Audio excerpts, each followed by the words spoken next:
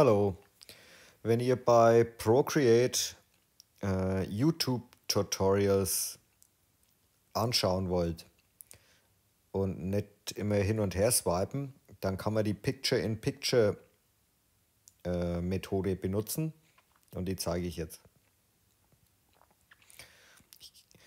Also, um bei YouTube diese Picture-in-Picture-Methode da zu verwenden, kostenlos, ohne ein Premium-YouTube-Nutzer zu sein, kann man nicht die App verwenden. Man muss über Safari-Browser das machen. Dann sucht man sich das Video, was man haben möchte.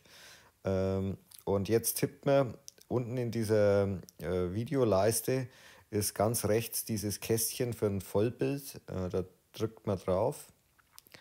Und wenn der Vollbildschirm da ist, ist oben links im Eck neben dem X ist diese Kleiner-Mach-Taste.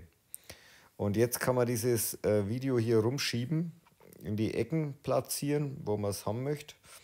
Und auch in der Größe verkleinern und vergrößern.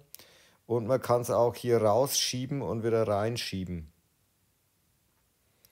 Und jetzt kann man auf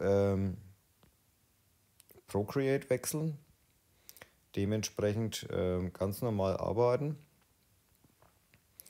Jetzt kann ich mir das irgendwo ins Eck da setzen, also wo es halt am wenigsten stört. Und kann das Video starten. Drauf ist. Kann da durchscrollen und kann hier dementsprechend pinseln. Und für manche mag das hilfreich sein. Alles klar, das war's. Viel Spaß beim Malen. Tschüss.